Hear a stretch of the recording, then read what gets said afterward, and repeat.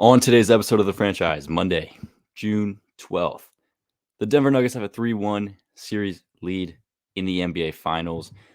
They are going for the finals win tonight on Monday. Going to recap game 4 of the finals, talk about that game, as well as what has been wrong with the Miami Heat pretty much this entire series and why they are down 3-1 in this series.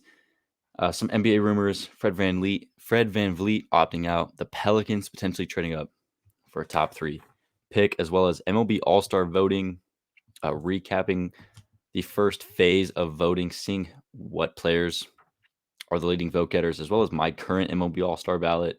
And then, as always, our Monday MLB Power Rankings. Before we get into the episode, you can watch or listen on YouTube, Spotify, Apple Podcasts, Amazon Music. You can find the Twitter, TikTok, and Instagram in the description of every single episode. I would also like to apologize for the last few episodes. The audio was absolutely horrible. Found that out a few days ago. Watching them back, was recording. I was using my phone to get the video, to get higher quality video, plugging my mic into my phone, and it made it sound absolutely horrible. So hopefully the audio sounds better. We're back to the webcam. The webcam doesn't look as great as the phone, but it is a lot better than the computer cam. Anyways, Denver has a 3-1 series lead in the NBA Finals, winning Game 4, 108-95, taking the commanding 3-1 series lead. I said this on Friday's episode, right, when it was just a 2-1 lead for Denver going into Game 4. I fully expected Denver to win this game. And once Denver goes up 3-1, I fully expect them to win the series in 5 games. I said Denver in 5 from the beginning. Go back. You can check the facts. I said it. Denver in 5. Look, when it comes to this 3-1 lead for Miami, or that Denver has, Miami being down 3-1, they are not the Cleveland Cavaliers of 2016. They do not have what it takes to come back from a 3-1 lead. This series is over. Okay, it truly is. Whether or not Denver wins tonight on Monday, right, Game 5 at home, whether or not they win, doesn't matter. They will not lose this series, right? They're not going to lose this series. They will not blow a 3-1 lead like the Warriors did in 2016. This Heat roster is not built like that Cavs team. They don't have LeBron. They don't have Kyrie. Yes, they have Kevin Love, but it was LeBron and Kyrie that led that 3-1 comeback versus the Warriors in the 2016 NBA Finals. And when you look at this Heat roster, they don't have what it takes to do so. But let's get to this Game 4, recapping this game. After the game that Jokic and Murray had in Game 3, right, the 30-point triple-doubles for the both of them, first time in NBA history, 2 players on the same team have had a triple-double. You could say somewhat of a disappointing performance from these two. Aaron Gordon led the team in scoring with 27 points. Jokic had 23 and 12. He shot 8 for 19 from the field. He had a very poor shooting performance. And then Jamal Murray with his 15 points and 12 assists, he shot 5 for 17. So, look, the 2 stars for the Nuggets shot bad in this Game 4. They were not effective from the field in terms of shot making and shots made versus shots attempted. But Bruce Brown with his 21 points off the bench. Michael Porter Jr. with another game where he very much struggled. 11 points, 4 for 10 from the field, 0 for 3 from beyond the arc. Denver shot 50% from 3 in this game. There's not a whole lot from this game I want to talk about. I mean, Jimmy Butler had 25 points, Bam with 20, Lowry with 13, Robinson with 12. Miami shot 8 for 25, 32% from 3. What I really want to talk about is why Miami has been so bad over the last, since basically the Eastern Conference Finals, when they did have that lead over the Boston Celtics. What was it, a 3-1, or they had a 3-0 series lead on the Boston Celtics in the Eastern Conference Finals, and they allowed Boston to come back and all the way and force a Game 7. Now, Miami took care of business in Game 7. They're obviously here in the NBA Finals, but they allowed a potential 3-0 comeback from the Boston Celtics in that series. So what happened from Game 4 of the Eastern Conference Finals when the Heat lost that first game to now, Game 4 of the NBA Finals? What happened over this span of games? Basically, the guys that carried this Heat squad to where they are right now have not been performing well. right? Jimmy Butler throughout this Eastern Conference Finals and NBA Finals run has not been like he was in the first round against the Milwaukee Bucks and in the second round against the New York Knicks. And then early on in the Boston Celtics Eastern Conference Finals series, he's not been the same player, right? He's not had great performances in terms of scoring the basketball. I don't think he's had many, if any, 30-point performances in this span. And his shooting numbers, his efficiency rates have been horrible. He has not been efficient at shooting the basketball. Bam has been playing great in these NBA Finals, but Bam, as we've seen in this series against the Nuggets, does not impact winning like Jimmy Butler does. And then it's also coming down to the other guys, the extras, the bench players, the role players of Max Strus, Gabe Vincent, Duncan Robinson, Kyle Lowry. Those are the key guys that have led the Miami Heat on this run from the first round upset against the Milwaukee Bucks, the second round upset versus the New York Knicks, all the way here to the NBA Finals. Those have been the guys that have led them there, right? Strus had an amazing game, has had amazing games throughout this postseason run. Gabe Vincent was a leading scorer in one of these games in the past two rounds. Duncan Robinson has been great after really not seeing the floor during the regular season. Comes in here in the postseason with the Tyler Hero injury, and he is playing lights out. And then Kyle Lowry has been a very nice veteran bench ball handling point guard for this Heat team. And Kevin Love too, who they got from the buyout market at the deadline. But these guys have really fallen back to earth over this last, basically from Game 4 of the Eastern Conference Finals until now, where they have completely cooled off. And that is the reason why this Heat squad is down 3-1. Look, if you were to place this current Heat team, the Heat team that is currently down 3-1 in the NBA Finals, if you were to place this team the way they're playing right now, and you were to start the playoffs today, restart, first round against Milwaukee Bucks, the Bucks are winning the series. The Heat are not making the NBA Finals the way they are currently playing right now. And that is no discredit to the Heat and what they have done. It's just a matter of the fact that they got hot at the right time. All of their guys were clicking, performing at the highest level at the right time, which was the first 3 rounds of this postseason. And they make it all the way to the NBA Finals. But you don't have the star power. You don't have the consistency to match this Denver team with a 2-time MVP, Jamal Murray, who is easily a top 5 point guard in the NBA, depending on what players you classify as point guards or not. But Jamal Murray has cemented himself as a top 5 point guard in the NBA. And when you have the bench depth of a Michael Porter Jr., of Bruce Brown, of Christian Brown, of Aaron Gordon, and the head coaching that Michael Malone possesses, I know Eric Spoelstra is just as good, if not a better coach than Mike Malone. But when it comes to the pure talent on these two rosters, Denver has the consistency, they have the star power, they have everything compared to Miami. Jimmy Butler is a star player. He's not a superstar player. He is not. Superstars don't play and don't shoot this bad over this long of a stretch throughout the playoffs, right? If Miami had a Damian Lillard, a Kyrie Irving, any superstar level player, this series is a lot closer because Miami has the consistency. They have the star power, the firepower to compete with his Denver Nuggets squad. So that's really why they are in this position, down 3-1 in the NBA Finals, facing elimination here on Monday night. It is because their guys have cooled off, right? They've came back down to earth. They've played.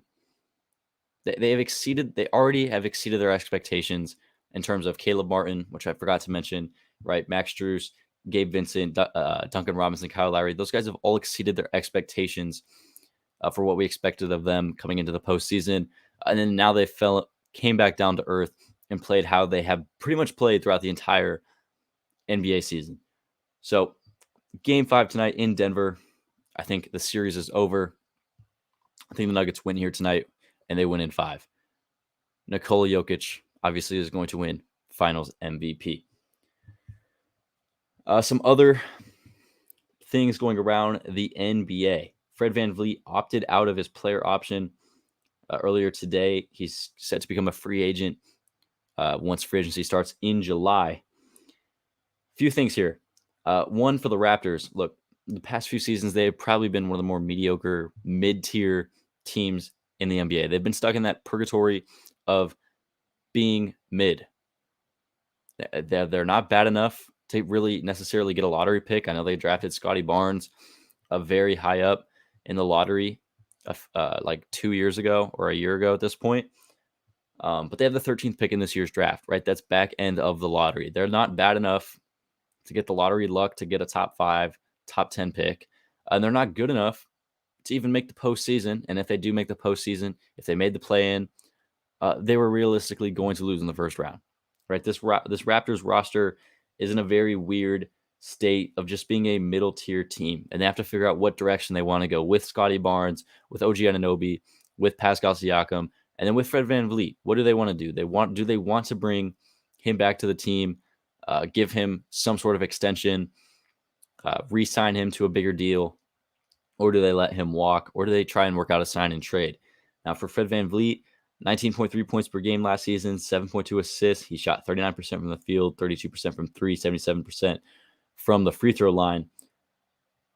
In a thinner free agent market this offseason, in particular, I mean, the guard spot is probably a little bit more deeper than other positions this offseason, with the potential of Chris Paul being a free agent, Kyrie Irving, James Harden, Russell Westbrook, and then now Fred VanVleet. Fred VanVleet is definitely going to draw interest from a lot of teams. And I wrote down some few teams here. The Houston Rockets, they have a lot of cap space. They've been rumored in pretty much every single player potentially available this offseason. The San Antonio Spurs, they're drafting Victor Wembanyama number 1 overall. Depends on what the Spurs want to do, what the Spurs want to do going forward. Do they want to try and compete or push towards the postseason this year? Do they want to just continue this rebuild, let Wembanyama play, have another high lottery pick next season? But the Spurs are definitely a potential spot for Fred VanVleet with their cap space as well. The Lakers and the Clippers. The Lakers have a lot of questions at the guard positions. D'Angelo Russell, are you going to bring him back after the performance he had in the Western Conference Finals and throughout that postseason run? Do you want to bring him back to the squad? The Clippers, the Russell Westbrook experiment worked, but you really do need a true ball handling point guard on this squad. Philly is another one. If James Harden leaves, right, Maxey is a very nice player. I think he's better off the ball in terms of being like the 2 than being the primary ball handler on this Sixers squad. And adding VanVleet and his scoring and his playmaking ability would be nice with this Sixers group. And then obviously him potentially returning to the Raptors. But VanVleet is going to be a very attractive free agent guard out there this offseason. I wouldn't be surprised if he gets a pretty big deal this offseason. And then another thing in the NBA. How about the New Orleans Pelicans rumor coming out today from Shams? They want to trade up for the number 2 and the number 3 overall pick and a potential to draft Scoot Henderson. Scoot Henderson, obviously the second rated, well, depending on who you talk to, the second or third rated prospect in this NBA draft. I think he's the second best prospect. I think Brandon Miller is going to be very, very good. He has the potential to be very, very good. But I also think his boomer bust is a lot higher and lower compared to Scoot Henderson, who I think his floor is a Fred VanVleet. I mean, that's a pretty bad comp, but Scoot Henderson's floor is a lot higher than a guy like Brandon Miller, in my opinion. Scoot Henderson is easily the second best player in this draft. And for the Pelicans to be interested in trading up to the second or third overall pick to get him is interesting. That'd be a nice addition to their team with Zion, with Brandon Ingram, CJ McCollum. But when you look at the teams that hold the 2 and 3 overall pick, Charlotte at 2 and Portland at 3, and what New Orleans has to offer to those 2 teams, I don't see this happening. I really don't. When you're Charlotte sitting there at 2, right? The rumors are they really like Brandon Miller, and they're willing to pass on Scoot Henderson and draft Miller at 2. If that happens, right, for New Orleans to trade with Charlotte, it's just not going to happen. These are 2 teams that have a lot of young talent, a lot of assets. But what is New Orleans going to offer to Charlotte that is going to entice them to make this move, right? Kira Lewis, Herb Jones, Dyson Daniels, the first-round picks that you have that you're slowly running out of, the ones from the Lakers, right? Like, what would Charlotte want for the number 2 overall pick? Like, are you really taking Kira Lewis, Herb Jones, Dyson Daniels, and whatever first-round pick the Pelicans have this year and potentially a first next year for the number 2 overall pick? And if you're Portland, you're trying to build a contender around Damian Lillard. What does New Orleans have to offer you for the 3rd overall pick that's going to make you a contender besides Brandon Ingram and Zion Williamson that are clearly untouchable players, right? Obviously, if New Orleans offers Brandon Ingram for the 3rd overall pick, if I'm Portland, I'm really interested in potentially making that move. But if it's the 3rd overall pick and Portland's getting in return Kyra Lewis, Herb Jones, and Dyson Daniels, I'm not doing that trade at all because the 3rd overall pick is intensely more valuable than those 3 or 4 young players that you'd be potentially getting in a deal. So New Orleans has a lot of assets, but when you look at the teams that have the number 2 and number 3 overall pick, it doesn't make sense for those teams to move that high, those high of picks, for what New Orleans has to offer, unless it's for Brandon Ingram or Zion Williamson, which is definitely not going to be offered by the Pelicans. All right, 2 more things here. Today's episode. MLB All Star voting, the first phase of the first round of All Star voting came out, and there's definitely some interesting things to look at here in terms of who's leading the positions in each league. Going through the American League, these are the players leading the voting right now. Adley Rutschman at catcher. This is the American League. Adley Rutschman at catcher, Vladimir Guerrero Jr. at first, Marcus Semien second base, Chapman at third, Bo Bichette at short, Judge, Trout, and Yordan Alvarez in the outfield, with Shohei Ohtani leading the DH spot.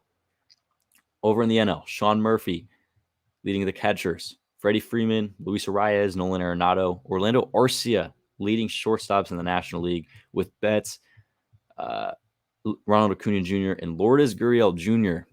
leading the outfielders, with JD Martinez at the DH spot. First of all, when you look at the National League shortstops and you're trying to vote, there's not many guys in the National League having great years at the shortstop position. I mean, Trey Turner is playing. It has been disappointing, to say the least, this season. Lindor is not having a better season than Orlando Arcia, to say the least, or the guy who I have later on, who I'll mention in a little bit because I'm about to give out my ballot. I'll say this: the fans have some of this voting right. I'd say there's a few areas I definitely think are wrong. And one of those I want to mention real quick before we get into my current All-Star ballot is the AL third baseman. Jose Ramirez is currently 9th in AL third baseman voting. Some of the guys he's behind, Alex Bregman, Rafael Devers, Paredes, I don't even know what that says. I can't even read my handwriting, but Bregman, Paredes, Devers, right? Those guys, Jose Ramirez is currently behind those. That makes sense. What doesn't make sense is he's behind Anthony Rendon, DJ LeMahieu, and Eugenio Suarez. Those are 3 guys. Rendon has missed tremendous amounts of time this season. He's been a pretty good player, driving in runs, getting on base, but he's not worthy of being an all-star, especially over a guy like Jose Ramirez. LeMahieu and Eugenio Suarez are horrible this season at the plate. So for Jose Ramirez, a guy who's been a top 3 AL MVP finisher, who I think is one of the most underrated players in baseball, and is having a great season. His OPS is in the 800s. He's having a very typical Jose Ramirez season. For him to be 9th in the voting right now, I think is absolutely crazy and a very big discredit to what he has done this season. But my ballot, let's get to my ballot. My current MLB All Star Ballot as of June 12th. We'll start with the American League. My catcher is going to be Adley Rutschman. 8 home runs, 800 OPS, and a 274 average. Jonah Heim is very close. Jonah Heim is second right now in the voting. He is my second, and it's not. I don't want to say it's super close, but it's definitely pretty close between Jonah Heim and Adley Rutschman. Both those guys are having tremendous seasons, but I do think Adley is having a better year than Jonah Heim. First base is not Vladdy for me. It is Yandy Diaz of the Tampa Bay Rays. He's having a far better season than Vladimir Guerrero Jr. 12 homers, a 953 OPS this season, and a 313 batting average on the Tampa Bay Rays. The number 1 record in baseball, the number 1 team in baseball. Yandy Diaz deserves to be starting at first base in the American League for the All-Star game. Second base, I agree with Marcus Semien, right? A 9 homer, 848 OPS, and a 296 average. He has Once again, I don't know if his hitting streak is still going, but it was tremendously long over the last 25 or so games. Marcus Semien, one of the reasons why the Rangers are the best, arguably the best offense in the major leagues. Third base is his teammate Josh Young. What a season this guy's having for a rookie. 13 homers, 842 OPS, and a 285 average. Consider putting Rafael Devers, consider putting Matt Chapman, considered a bunch of guys at that third base position. Ultimately went with Josh Young because of what he's been doing as a rookie in the big league. Shortstop is Bo Bichette, right? 14 homers, 858 OPS with a 317 average. He is a hit machine. He is easily the best shortstop right now in the American League, although Wander Franco is right there, and Corey Seager as two guys to watch out for, over the next month until the All-Star game. And my three outfielders, Aaron Judge, 19 home runs, 1,000 OPS, a 291 average. Randy Arozarena with 12 homers, 894 average, 289 OPS, 894 OPS, 289 average. And Yordan Alvarez with 17 homers, 978 OPS, and a 277 average. DH, obviously, Shohei Ohtani, second in the American League in home runs with 18 and a 930 OPS. The Mike Trout currently being the leader, one of the leaders in the outfield to start, is pretty crazy. Trout having a kind of a disappointing season, to say the least. He had a very bad homestand over the weekend. He was like 0 for 24 before he finally got his first hit. His average is in the 250s. His OPS is still in the 800s. But Trout does have a lot of swing and miss currently in his game. I don't think he's deserving of being an all-star starter as of right now.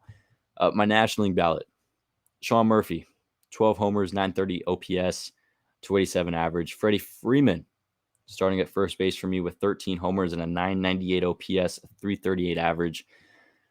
Luis Arias is going to be my starting second baseman, right? He's going to try and go and hit for 400 this season. He has one homer, 931 OPS, and a 397 average. Nolan Arenado, third baseman, 13 homers, 815 OPS, and a 276 average. And my shortstop from the Arizona Diamondbacks, Gerardo Perdomo, with 5 homers, 869 OPS, and a 292 average this season. I don't think he's being talked about or given enough credit for what he's done at shortstop for this Diamondbacks team this season. The Diamondbacks, who currently have a 3 or 4.5 game lead on the Dodgers in the National League West. Then my three outfield spots, Mookie Betts, 17 homers, 901 OPS. Ronald Acuna Jr., 13 homers, 965 OPS, and a 331 average. He's easily the current favorite to win National League MVP, in my opinion. And then a guy who I think is second in National League MVP and first in National League Rookie of the Year is Corbin Carroll, also from the Arizona Diamondbacks, with 13 homers, 19 stolen bases, a 968 OPS, and a 308 average. He's on pace for something like 30-plus homers, 40-plus, 50-plus stolen bases. That is MVP numbers if he does that this season. And then my DH in the National League is Jorge Soler, 19 homers and 905 OPS. That's the All-Star ballot as of now. We'll definitely revisit it once the All-Star finalists for each position are announced, and then we vote there almost a month until the 2023 MLB All Star game. All right, finally, power rankings here. Let's start it off. Number 1. Last week I had the Texas Rangers number 1. They overtook the Rays for the first time this season. I'm going to switch it back. The Tampa Bay Rays have retaken the throne as the number 1 team in baseball. 48-20 record this season. They move up one spot from last week. They won the series versus the Rangers.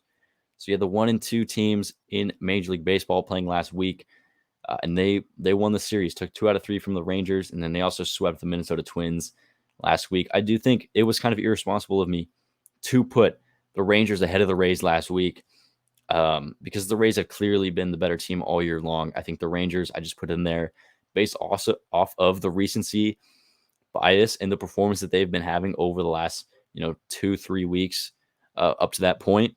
The Rangers are still great. They come in at number 2. They do move down a spot from last week. 41-23 record. Lost the series to the Rays, winning 1 out of the 3 games. They did win the series versus the Cardinals, taking 2 out of 3 there. The Rangers are still great. One of the best offenses in the league and a tremendous pitching staff, although they did lose Jacob deGrom for over the next year and a half with Tommy John. Number 3, Atlanta Braves, up 2 spots from last week, 8-2 in their last 10, 40-25 on the season. They swept the New York Mets, who the Mets are an absolute disaster. This is a very dysfunctional team right now that the New York Mets have. And then they also took 2 out of 3 from the Washington Nationals. The Braves are up 2 spots from last week, sitting at number 3. Number 4 is the Diamondbacks. They have a second, tied for the Diamondbacks with these, or sorry, tied for the Braves with the second best record in the National League. They have a 5-game winning streak right now. They're up 3 spots from last week. They swept the Detroit Tigers. They won 2 games versus the Nationals. One of the games was postponed. So they did win the series, though, versus the Washington Nationals. They come in at number 4, up 3 spots from last week's rankings. Number 5 is the Baltimore Orioles, 41-24 record, up 1 spot from last week. Currently have a 4-game winning streak, swept the Kansas City Royals, although they did lose a series to the Milwaukee Brewers, winning 1 out of the 3 games. The New York Yankees come in at number 6, 38-29 record, 4-6 in their last 10. They dropped 2 spots from last week, losing the series to both the Chicago White Sox and the Boston Red Sox. Although the Yankees, did lose both series last week, I do think this is still one of the more premier teams in the American League and in all of baseball. Number 7, for the first time this year, making the top 10. They have been right outside the bubble many times this season. They've sat at 12 4 times this year. They finally cracked the top 10 here. Is the Miami Marlins. 37-29 record, 8-2 in their last 10. They are up 5 spots from last week. Last week, they were sitting at number 12. Now they're here at number 7. They're the only team, though, in the top 10 of these rankings to have a negative run differential at negative 20, which is surprising because, this Marlins pitching rotation has a lot of talent in it. Reigning Cy Young, Sandy Alcantara has been horrible this season. Sixto Sanchez hasn't even played for some reason.